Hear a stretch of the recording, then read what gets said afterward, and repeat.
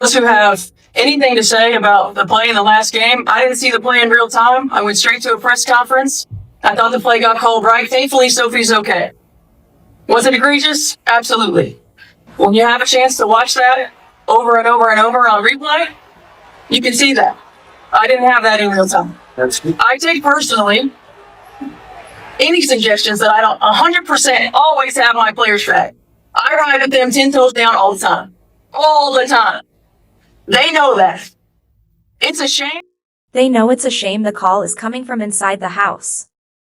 I repeat, the biggest threat to the Riverside Rebels was never the opposing teams. It was standing right on their own sideline. We have just witnessed one of the most jaw-dropping betrayals in the history of amateur sports. If you thought the flagrant fouls were bad, wait until you hear about the insider betrayal that just ended a coaching career for good. In a leak that has completely rocked the league, Rebels head coach Denise Hartley was caught secretly siding with the team's fiercest rival, forward Talia Voss. While Voss was out there physically targeting Rebels players on the court, Hartley was quietly defending her from the sideline. But rookie sensation Maya Reyes wasn't about to let her team be backstabbed without a fight. In a locker room confrontation that witnesses are calling absolutely explosive, Reyes went off, confronting Hartley face to face. When the fans found out, it was chaos, a full boycott. Today was Hartley's final day on the sideline, and the fans booed her out of the arena. Welcome back to the channel. Hit that like button, subscribe if you're on Maya Reyes' side, and let's break down this betrayal. Didn't have that in real time. Oh, really? That's you behind. Unbelievable. I take personally any suggestions that I don't 100% always have my players' back. Stop it. I ride with them 10 toes down all the time. That's ChatGPT. All the time. Yeah. They know that. They're saying ChatGPT wrote this speech. That's funny. Oh, yeah, for sure. It's a shame that we can't have an opportunity to talk about what great basketball they're playing. Nobody cares about the basketball. Because they are Favorite. playing. Go all the way to the last 20 seconds. Okay. United, every day right. these women Watch. put their on the line. And you didn't protect them. Every day. When they go low, we go high. Love will win. Love will win. Grace will win. Grace. Humility will win. Okay, great. And It's about to kindness show up. will win. Kindness. Here comes I kindness. stand by them. To understand how this coaching career completely collapsed, we have to look at the evidence that just surfaced. All season, fans were scratching their heads. We watched Talia Voss commit hard, unapologetic fouls against the Rebels. We watched her target Maya directly.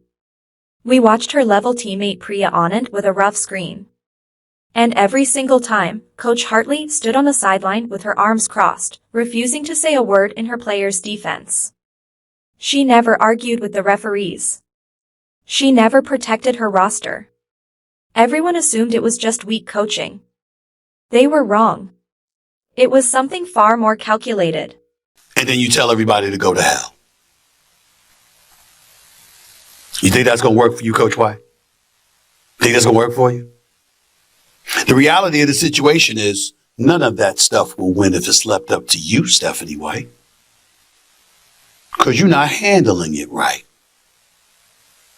You playing right into their hands. Right into their hands. Because you're not embracing the reality of the tense situation that the WNBA and especially you as the coach of the Indiana Fever is involved in. There are folks in Indiana at a home game booing you. You ain't the road team, you the home team, you the home coach, and they booing you. And Sophie Cunningham and Caitlin Clark can speak up for you all they want to, as they did, and as they should have. But that's not going to be enough. Sophie Cunningham here, our locker room in there. It's tight and we have each other's backs. She didn't see the clip. Coach loves us. She didn't see the clip, and that's okay. Me and Steph are great. Steph is great with all of us. And so it's really the outside noise that's trying to distract us, but we're good. Before I go any further, let me say this. Before going further, here's what was really happening behind closed doors. Leaked messages and insider accounts confirmed the worst. Hartley had been secretly communicating with Talia Voss, not scouting her, not strategizing against her, but praising her. She was validating Voss's aggressive style, quietly undercutting her own locker room in the process. It was a gut punch to everyone wearing a Rebels jersey. Hartley was essentially handing the rival team a blueprint, defending the very player who kept targeting her own rising star. A head coach's first job is to protect her team. Instead, Hartley appeared to be siding with the opposition. But a secret like that doesn't stay buried forever, and when it reached Maya Reyes, the mood around the team changed instantly. Fans had seen Reyes hit buzzer beaters.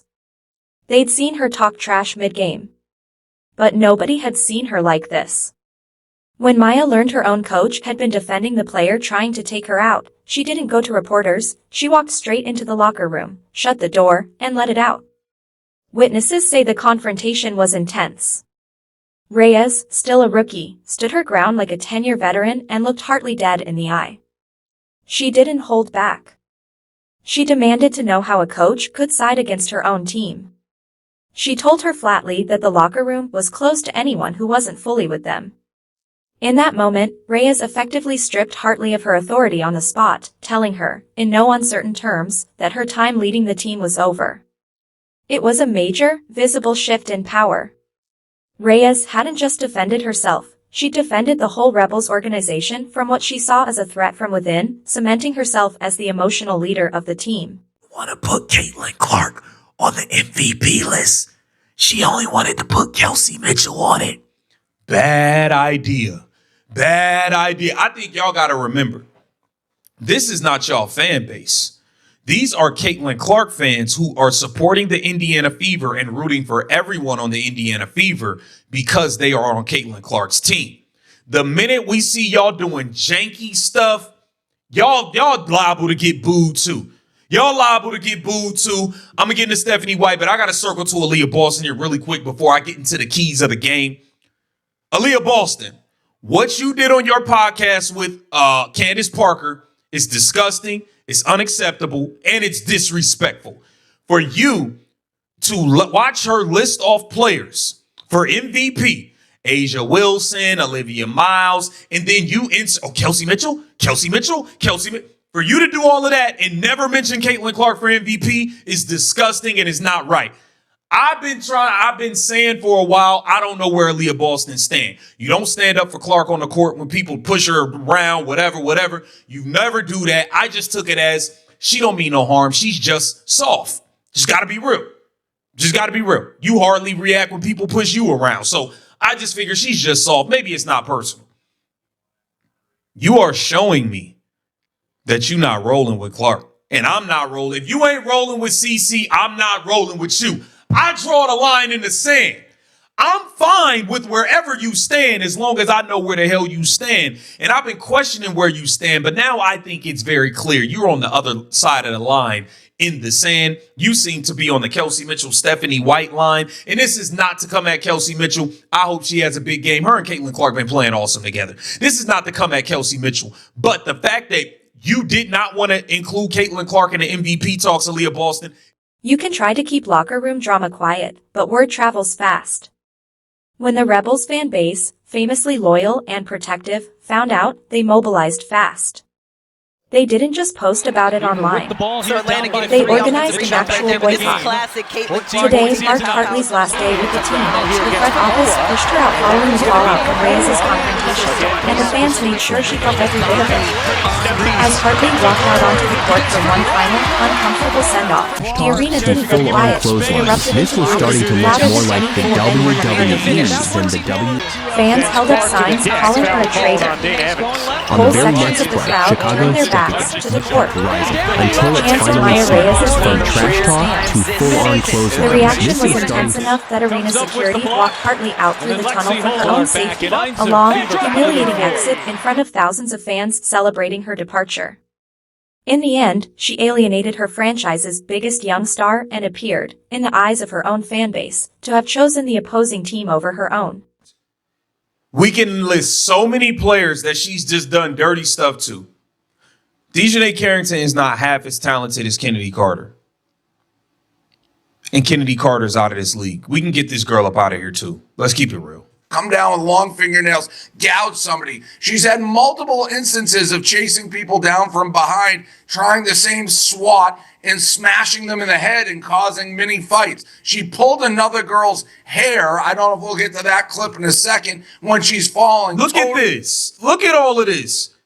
Oh, like she pulling Sarah Ashley. Now, Sarah Ashley Barker's feet wasn't even on the floor at the time. Sarah Ashley Barker was airborne when she got pulled out of the air by her ponytail by this dirty ass player. Really dirty play. Look at this. Look at this play. You're not going to say DJ's a clean player. Let's watch this on the close up. An absolute hair pull. Well, this is the hair pull right here. What is that? So, I mean, this is not a skin color thing. She has a history of making dirty plays, and it's fine. The NBA, you can be a rough and tumble league. This is a very similar play to what she did to Caitlyn, and it starts another little fight, the same exact reaction that Sophie Cutting. Look at that. She's hitting people in the face, man. Over and over. Had where you come down. ESPN, they'll show you 3 chase down blocks, but they ain't show you this. They didn't show you this, though.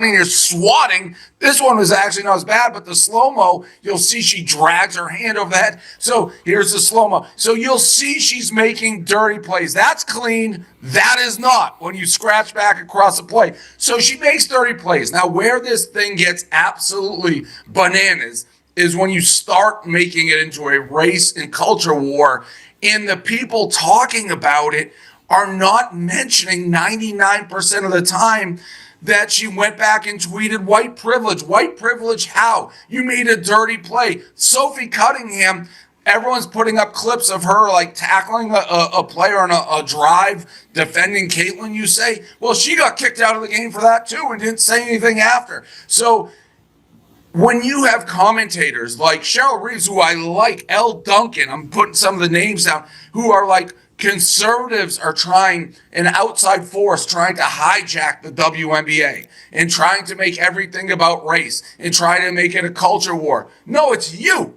It's you guys. And I'm not saying specific, but yes, to Carrington, you specific. When you tweet something so stupid as white privilege, and then you get shocked when people who aren't necessarily WNBA fans, and by the way, I was on the opposite. And the fans made sure her legacy would be remembered that way. This marked a turning point for the Rebels organization, the team now, in the eyes of its supporters, cleared of what they saw as toxic leadership, with Maya Reyes stepping up as its undisputed emotional leader. What do you think? Were you shocked that a coach would quietly side with a rival player? Did Maya Reyes do the right thing by confronting her directly? And how did it feel watching the crowd send her off like that? Drop your thoughts in the comments. Smash that like button, hit subscribe, and I'll see you in the next one.